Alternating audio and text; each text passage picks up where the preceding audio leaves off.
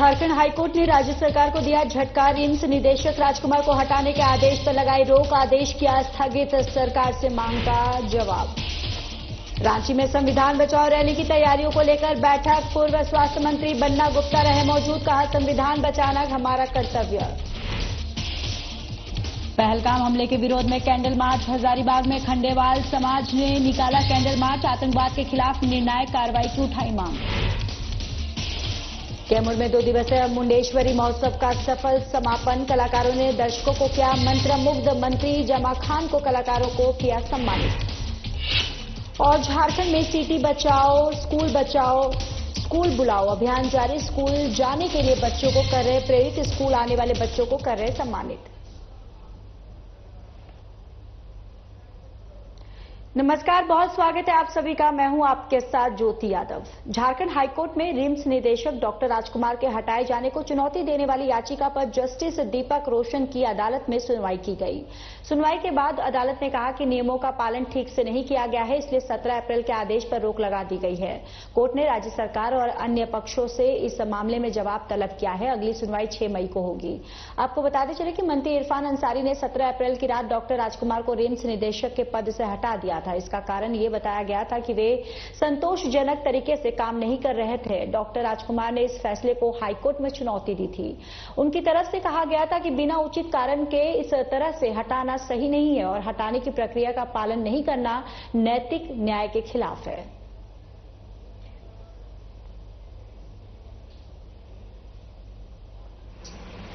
RIMS निदेशक doctor राजकुमार को समय पूर्व हटाए जाने को चुनौती देने वाली याचिका पर आज झारखंड उच्च न्यायालय में माननीय न्यायमूर्ति दीपक रोशन की अदालत में सुनवाई हुई।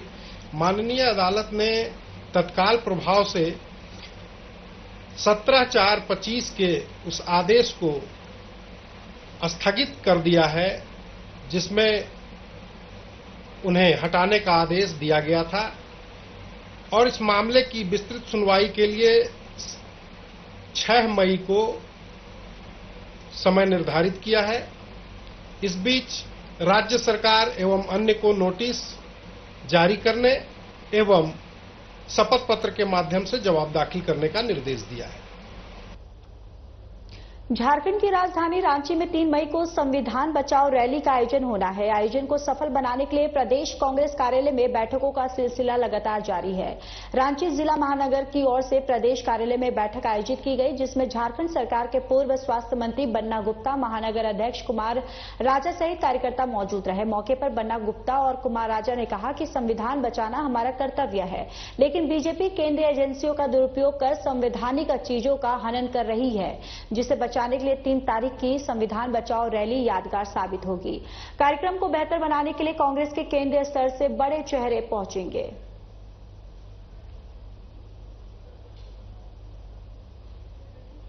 और ये यादगार भी होगा, ऐतिहासिक भी होगा और ये आज इस देश के लोगों की ये जरूरत भी है। जिस संविधान को आपको याद होगा कि 1935 में ही कांग्रेस ने सबसे पहले संविधान की वकालत की थी और संविधान को सबसे बड़ी लड़ाई का अस्त्र माना था जब देश गुलाम था, और उस समय से संविधान की जो है आवाज कांग्रेस बुलंद करती रही है। और 1947 में जैसे ही देश आजाद हुआ तो संविधान सभा के अध्यक्ष आदरणीय बाबा साहब अम्बेडकर जी को बनाया गया और ये संविधान आप जानते हैं कि ये एक लंबा चौड़ा इस देश का संविधान है और इसमें देश की आत्मा निहित है और इसको कहीं न कहीं केंद्र की सरकार जो है अपने राजनीतिक लाभ के लिए अपने विरोधियों को, चाहे वो संवैधानिक संस्थाओं के दुरुपयोग करके, चाहे ईडी, सीबीआई वगैरह का एजेंसियों का दुरुपयोग करके और संवैधानिक मूल्यों पर भी आघात और हमला करके, आप देख रहे होंगे कि निशिकांत दुबे जी ने सुप्रीम कोर्ट की भी अवमानना का काम किया और सुप्रीम कोर्ट पर भी तल्ख टिप्पणी की, जो आज तक इतिहास में कभी नहीं होता था। तो इस तरह से सुप्रीम कोर्ट को भी यदि ये अपने जद में लेकर उसको भी प्रभावित करके या उस पर भी जो है प्रत्यक्ष या परोक्ष रूप से हमला कर रहे हैं, तो ये कहीं न कहीं संवैधानिक मूल्यों का हनन है और इसके विरोध में कांग्रेस पार्टी ने जब 1935 में ही ये आवाज उठाई थी, तो आज हमारा ये दायित्व है कि हम फिर से संवैधानिक मूल्यों को बचाने के लिए और देश की जो है स्वतंत्र एजेंसियों को बचाने के लिए हमको इस लड़ाई को लड़ना होगा। जितने भी मोर्चा संगठन महानगर कांग्रेस के नेतृत्व में युवा कांग्रेस के अध्यक्ष, महिला कांग्रेस के अध्यक्षा, आदिवासी कांग्रेस के अध्यक्ष, एनएसवाई के अध्यक्ष, सारे लोग बैठे थे और सभी ने एक स्वर में एक तय किया है कि हर बार की तरह रांची में ये रैली भी ऐतिहासिक होगी। देश से बहुत सारे बड़े नेता आ रहे हैं जिसको सुनना पूरे देश के लोग चाहते हैं और झारखंड के लिए हमारे सौभाग्य की बात है कि हमें उनका आतिथ्य मिल रहा है। और आप विश्वास कीजिए, आप ही लोग ने चलाया था कि 10 साल के बाद ऐतिहासिक ऐसी रैली महानगर कांग्रेस ने किया है, तो फिर आपको चलाने का मौका मिलेगा। ये ऐतिहासिक रैली बहुत सालों के बाद हो रही है और एक देश में संविधान की क्या आवश्यकता और संविधान बचाने की क्या लड़ाई चल रही है, इस पर जरूर हम मैदान से निकलकर पूरे देश में जाएगा। इस बैठक में सुबोध कांत सहाय जी, पूर्व मंत्री, यहाँ सांसद रहे हुए हमारे पर्यवेक्षक पूर्व राज्य मंत्री श्री बन्ना गुप्ता जी थे और प्रदेश कांग्रेस के बहुत सारे लगभग सारे नेता थे। अच्छा, रैली की आप बात करें। रैली में भूपेश बघेल जी जो कि पूर्व मुख्यमंत्री है छत्तीसगढ़ सरकार के, प्रशांत भूरिया जी है जो कि आदिवासी कांग्रेस के अध्यक्ष, विधायक भी मध्य प्रदेश से, बहुत सारे नेता है। अभी नाम जैसे कंफर्म होगा आप लोगों में बताएंगे और आपको जानकारी प्रदेश कांग्रेस तरफ से मिल जाएगी। क्या जिम्मेवारी दी गई कार्यकर्ताओं को? जिम्मेवारी दी गई है कि जाकर अपने ब्लॉक में बैठक करें। जो पर्यवेक्षक ब्लॉक के बनाए गए ये अपनी बैठक करेंगे ब्लॉक में जाकर और तय करेंगे कहां से कैसे भीड़ आएगी, कितनी भीड़ आएगी और क्या कुछ ऐसा हम लोग करें कि रैली यादगार। तो इस बीच गिरिडीह से बड़ी खबर सामने आ रही है। आपको बताते चले कि आंदोलनकारी और पुलिस कर्मियों के बीच झड़प हो गई है गिरिडीह से। इस वक्त की ये बड़ी खबर, अंचल कार्यालय में आंदोलनकारी और पुलिस कर्मियों के बीच झड़प, दोनों तरफ से जमकर चले लाठी और डंडे, महिला पुलिसकर्मी समेत दोनों पक्षों के लोग घायल। किसान जनता पार्टी के कार्यकर्ता कर रहे थे आंदोलन, पंजी और 2 की कॉपी की मांग को लेकर कर रहे थे आंदोलन। अनशन हटाने के लिए पहुंची थी तीसरी थाना की पुलिस। ये बड़ी जानकारी गिरिडीह से, जहां पर अंचल कार्यालय में आंदोलनकारी और पुलिसकर्मियों के बीच झड़प हुई है। दोनों तरफ से जमकर लाठी डंडे चले हैं और पुलिसकर्मी जो है, दोनों पक्षों के लोग को यहां पर जो घायल हुए हैं, महिला पुलिसकर्मी समेत दोनों पक्षों के लोग घायल हुए हैं। जहां किसान नेता पार्टी के कार्यकर्ता आंदोलन कर रहे थे और पंजी 2 की कॉपी की मांग को लेकर यह आंदोलन हो रहा था। अनशन हटाने के लिए पहुंची थी तीसरी थाना की पुलिस और जब पुलिस वहां पर पहुंची तब आंदोलनकारी और पुलिसकर्मियों के बीच ये झड़प हुई है, जहां पर दोनों ही पक्षों से खबर जो है सामने आ रही है कि दोनों ही पक्षों से लाठी डंडे चले हैं और महिला पुलिसकर्मी समेत दोनों पक्षों के लोग जो हैं वो घायल हैं।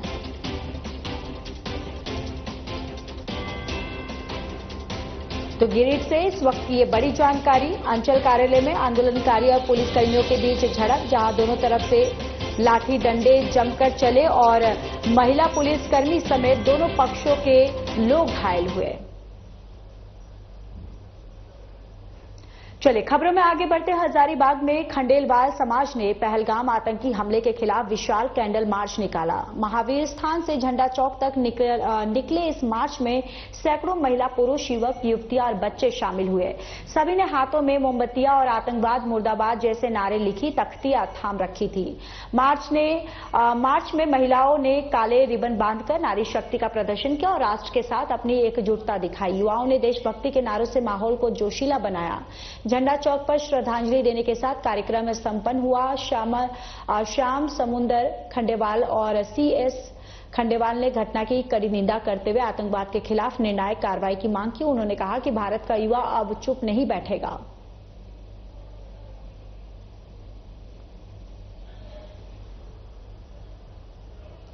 कैमूर जिले के भगवानपुर प्रखंड के मुंडेश्वरी धाम परिसर में 2 दिवसीय मुंडेश्वरी महोत्सव का सफल समापन हो गया। आयोजित कार्यक्रम में दूसरे दिन बिहार सरकार के अल्पसंख्यक कल्याण मंत्री मोहम्मद जमा खान ने पहुंचकर कलाकारों को सम्मानित किया। आपको बताते चले कि कई प्रसिद्ध कलाकारों ने अपनी शानदार प्रस्तुति से दर्शकों को मंत्रमुग्ध कर दिया। मंत्री जमा खान ने कहा कि मां मुंडेश्वरी धाम परिसर में कई विकास के कार्य हुए, जल्द ही यहां रोपवे का भी काम शुरू कर दिया जाएगा।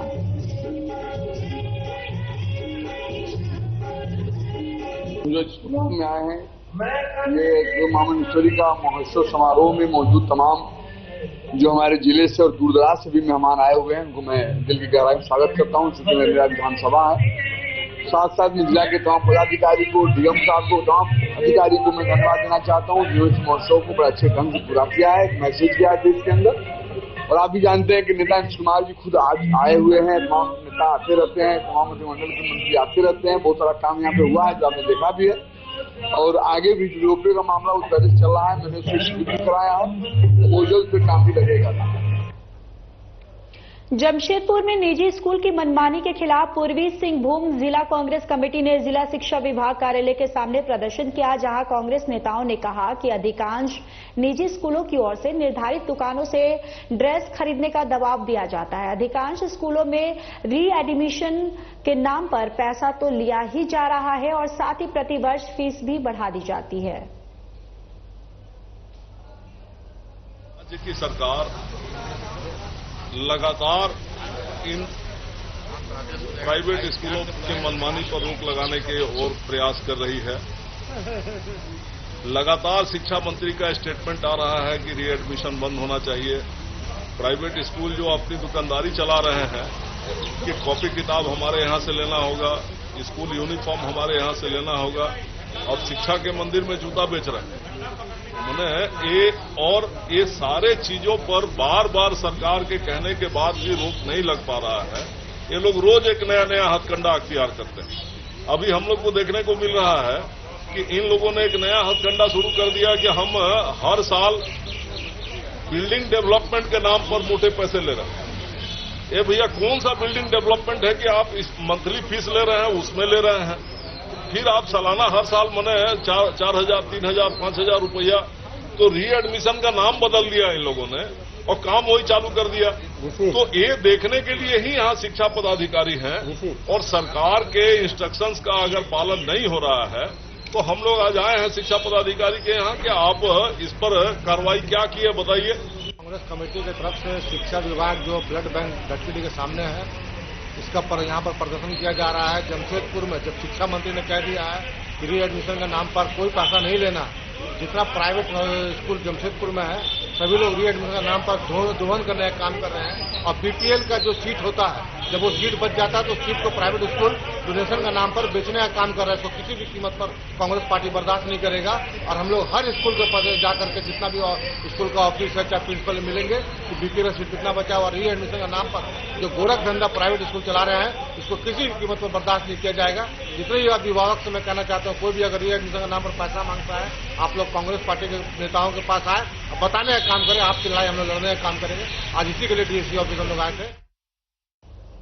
लोहरदगा जिले के हंसल डंपिंग यार्ड में पूर्व राज्यसभा सांसद धीरज प्रसाद साहू ने स्थानीय मजदूरों के साथ बैठक कर उनकी मूलभूत समस्याओं की जानकारी ली, जिसमें मुख्य रूप से मजदूरों के लिए शेड, शौचालय, पानी और उचित चिकित्सा व्यवस्था, एम्बुलेंस जैसी आवश्यक बिंदुओं पर विचार विमर्श किया गया। इस कार्यक्रम में धीरज साहू ने अपने संबोधन में कहा कि मजदूरों की आधारभूत आवश्यकताओं को पूरा करने के लिए हर संभव प्रयास किया जाएगा। उन्होंने जानकारी देते हुए कहा कि पूर्व में शिव प्रसाद साहू के समय से ही इंटक मजदूरों के हक की लड़ाई लड़ रहा है और जब जब आवश्यकता पड़ती है मजदूरों के साथ खड़ा रहता है।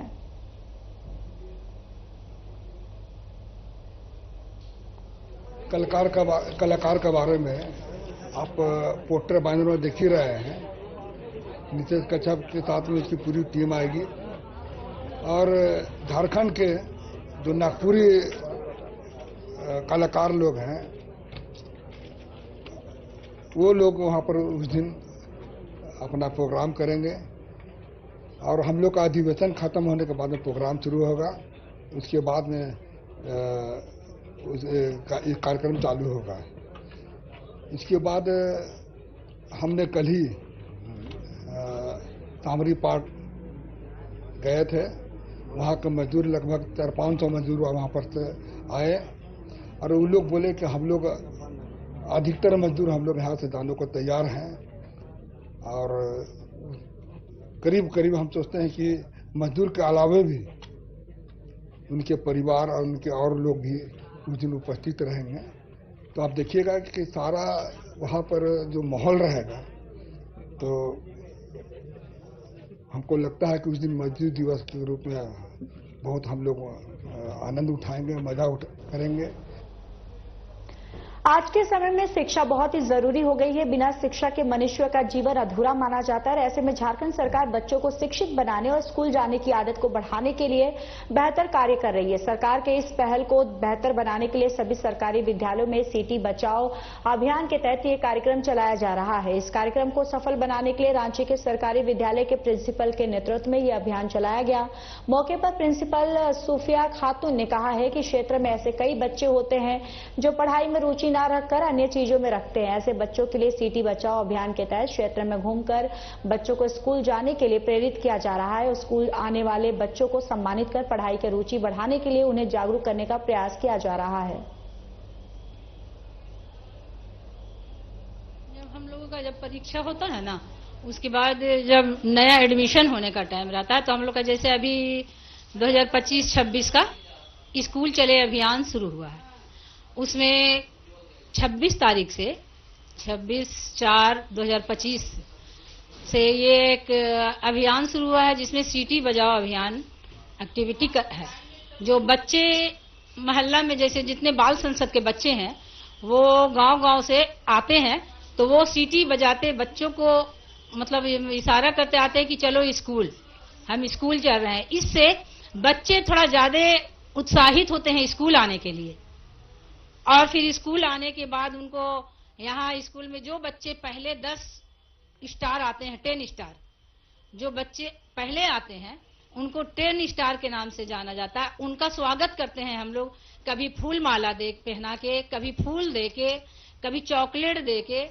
और जो बच्चे लगातार 10 स्टार जो लगातार आते हैं उनको हम लोग प्राइज भी देते हैं। इससे बच्चों की उपस्थिति बढ़ाने की ये सब जो प्रक्रिया है सिर्फ बच्चों की उपस्थिति बढ़ाने के लिए है, ताकि हमारे बच्चे जो छिजित हो जाते हैं वे बच्चे छिजित ना होके सभी स्कूल में आए। और एक प्रोग्राम भी रुआर चल रहा है जिसमें जो भी बच्चे जो नहीं पढ़ते हैं कभी, उनको भी हम लोग अपने स्कूल में एडमिशन करवा रहे हैं। और ये सिटी बचाओ अभियान के थ्रू ही हम लोग चाहते हैं कि सभी बच्चे स्कूल में पढ़ें। मुजफ्फरपुर जिले के कुढ़नी प्रखंड अंतर्गत शनि मंदिर में प्राण प्रतिष्ठा को लेकर कलश यात्रा निकाली गई। इस दौरान कलश यात्रा में 501 कन्याएं शामिल हुई। ये कलश यात्रा आचार्य मिथिलेश झा की ओर से वैदिक मंत्रोच्चारण के साथ रजला चौक होते हुए अरिजपुर पोखर होते हुए मंदिर स्थल तक पहुंची। इस मौके पर पैक्स अध्यक्ष सचिन सिंह, मनोज कुमार, सुभाष कुमार, धर्मेंद्र सिंह सहित सैकड़ों की संख्या में भक्त मौजूद रहे। के निमित्त कलश यात्रा निकाला गया। कहां से कहां तक कलश यात्रा निकाला गया? ये रजला से लेकर के और यहाँ आरिजपुर होते हुए पोखर पर होते हुए यहाँ लोग पहुंचा है रजला से, और फिर इस पोखर आरिजपुर पोखर से रजला शनिदेव मंदिर के प्रांगण में लोग जाएंगे। कितने संख्या में कन्याओं ने कलश यात्रा? 400 प्लस में। जजमान का क्या नाम? जजमान का नाम बसंत गिरी और धर्मेंद्र सिंह। किनके द्वारा वैदिक मंत्र उच्चारण के बाद जलबोजी किया जाए? पंडित।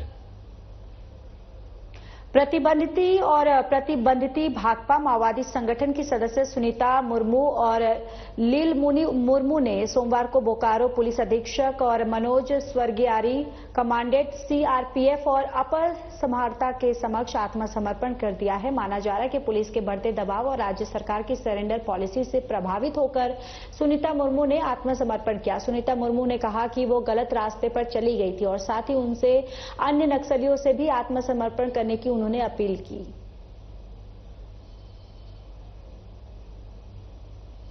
तो पता होगा कि नक्सली विरोध में हम लोग सीआरपीएफ, कोबरा, जिला पुलिस एवं झारखंड जगुआर संयुक्त रूप से हम लोग कार्रवाई कर ही रहे थे। 21 तारीख को एक मुठभेड़ हुआ था जिसमें 8 जो माओइस्ट कैडर है उनका डेथ हुआ था। उसी में से एक प्रयागदास जो था उनका एक सदस्य था सुनीता मुर्मू, वो जब ये मुठभेड़ हो रहा था उसमें वो भागने में सफल हो गई थी, वो भाग गई थी। उसका क्योंकि अभी कोई ठिकाना नहीं था तो उसने आज पुलिस अधीक्षक ऑफिस में आके कमांडेंट सीआरपीएफ, तो आईसी सीआरपीएफ और एसी एवं अनुमंडल पुलिस पदाधिकारी बेरमू हम सबके सामने आके अपना आत्मसमर्पण करने का उसने जताया है कि हम आत्मसमर्पण करेंगे। तो इसी के अनुसार हम लोग सब उनको मुख्य धारा में जोड़ने के लिए उनका सरेंडर को नक्सलियों के लिए यही संदेश है कि समाज में भय का कोई स्थान नहीं है, सरकार में भय का कोई स्थान नहीं है। जल्द से जल्द अपने नक्सलवाद से अपना मुंह मोड़ें और सरकार की आत्मसमर्पण नीति का फायदा उठाते हुए मुख्य धारा में लौटें और अपनी नई जीवन की शुरुआत करें और भयमुक्त जीवन जिए। और जो नक्सली जो भागे हुए हैं, जो पकड़ में नहीं आए, या सभी नक्सलियों के लिए क्या संदेश दिया जाएगा? डीजीपी ने हालांकि संदेश तो दे दिया है, उनके लिए भी यही संदेश है कि जल्द से जल्द अब नक्सलवाद से अपनी वापसी करें, मुंह मोड़े, समाज की मुख्य धारा में लौटें और सरकार की पुनर्वास नीति का फायदा उठाते हुए अपना एक सुखी जीवन यापन का प्रयास करें। गृह कारा आपदा प्रबंधन विभाग की ओर से 2018 में एक आत्मसमर्पण नीति झारखंड सरकार के द्वारा बनाई गई थी। उसमें जो भी नक्सली या उनकी गतिविधि से जुड़े हुए जो भी व्यक्ति आत्मसमर्पण करते हैं तो झारखंड सरकार की एक अच्छी पॉलिसी बनाई गई है, ये देखते हुए कि वो गलत रास्ते में जो भटक गए हैं और वो गलत राह अख्तियार कर लिए हैं, वो उनके लिए बहुत सारी पॉलिसियां में जगह दी गई है, उनको कैटेगरी में बांटा गया है। उसके तहत जो आत्मसमर्पण करते हैं उनको राशि मिलती है। अगर वो उसके बाद उनको रहने के लिए घर, मकान, जमीन दी जाती है। वो अगर पढ़ाई निरंतर आगे जारी रखना चाहते हैं तो उनके लिए पढ़ाई की भी सुविधा है। अगर उनको और किसी कार्य में जैसे व्यवसाय में अगर वो जुड़ना चाहते हैं तो व्यवसाय से भी जुड़ के वो लाभ ले सकते हैं। फिर कोर्ट जाने बोल करके हमको ले आया, तो वहाँ से हम निकल गए, आ गए। तो हम सोचे कोर्ट ले जा रहा है तो हम जाएंगे ही, और पहले से मेरा सोच था हम सरेंडर करेंगे। तो वहाँ से हमको ले आया और फिर ले आ करके हमको उसी में फिर जोड़ दिया और उसी में जोड़ करके हम मतलब यही लोगों पे जगह में रह गए। नक्सली क्यों बने? हमको समझ में नहीं आया था पहले, मतलब नक्सली है ने क्या है। हम तो कोर्ट जाने बोल करके हमको ले आया, वहाँ से आ गए तो हमको निकलने नहीं दिया। तो निकलने नहीं दिया तो हम वही जगह पे रह गए उन लोग के पास। तो 3-4 साल से मेरा माँ बाप को हम भेंट नहीं किए हैं। कहाँ कहाँ गए? तो यही लोगों पे जगह में ही क्या क्या किए? चारों तरफ में ही घूमे हम लोग और वहीं पर रह करके ही मतलब इसी तरह हो गया मेरा घटना। तो इसी तरह हो गया तो मतलब हम देखे अभी बहुत मतलब हो रहा है ऐसे ऐसे, मतलब हम लोग का मरने पीटने और कुछ गोली चलाने, तो हमको डर लग गए। हम सोचते हैं अब जान बचाने के लिए तो हम निकल जाएंगे। तो इसी तरह हम वहाँ से निकल गए छुपते छुपते और बाहर आ गए। छपरा के मांझी राम घाट पर सरयू नदी में डूबते हुए युवक की जान एक नाविक ने बचाई। बताया गया कि सरयू नदी में काशी बाजार का एक किशोर विशाल कुमार नहाने पहुंचा। नहाने के क्रम में वो अचानक गहरे पानी में डूब गया। इसे देख मौके पर मौजूद नाविक प्रदीप कुमार यादव ने किशोर को गहरे पानी से सकुशल बाहर निकाल लिया और बाद में देसी तकनीक से बेहोश पड़े किशोर के पेट से पानी निकाल दिया। सर हम तो यहाँ पे बोट चलाते हैं, हम यहाँ पे बैठे थे काउंटर पे और हल्ला हो रहा था कि डूब गया। तो हम गए वहाँ देखने, तो देखे कि लड़का डूब गया था।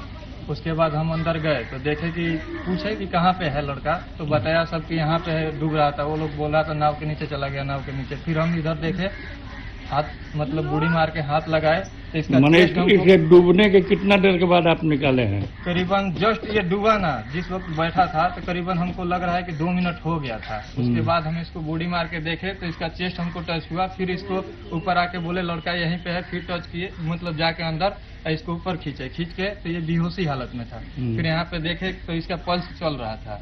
फिर इसको बोले कि ये सही हो जाएगा। उसके बाद इसका पेट उठ दाबे, मतलब चेस्ट वोस्ट पे, तो ये पानी हल्का फुल्का पानी दिया। उसके बाद ये होश में आ गया। फिर कॉल किया हम पुलिस स्टेशन में।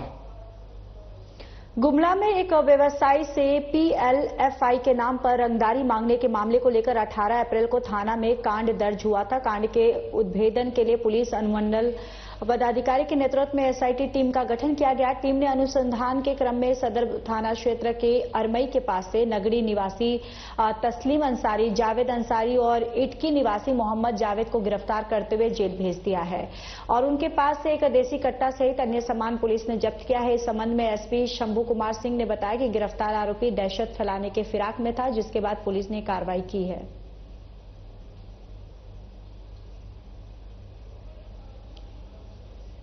18 अप्रैल को पीएलएफआई संगठन के नाम पर रंगदारी की मांग की गई थी। तो लेवी का रकम था वो काफ़ी बड़ा था और उस वक्त जो व्यवसायी थे उनके द्वारा पुलिस को शिकायत की गई। शिकायत के क्रम में गुमला थाना कांड संख्या 124/25 दर्ज किया गया और इस कांड के उद्भेदन हेतु चूंकि इसमें पीएलएफआई संगठन का नाम था और जो लेवी मांग रहे थे जो अपराध कर्मी वो घटना कारित करने के लिए बार बार धमकी दिया जा रहा था। इस संबंध में एक एसआईटी टीम का गठन एसडीपीओ गुमला के नेतृत्व में किया गया था।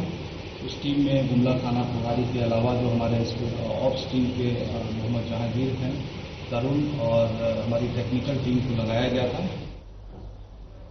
चलिए इस बुलेटिन में इतना ही। बाकी देश और दुनिया की तमाम बड़ी खबरों के लिए जुड़े रहिए हमारे साथ। नमस्कार।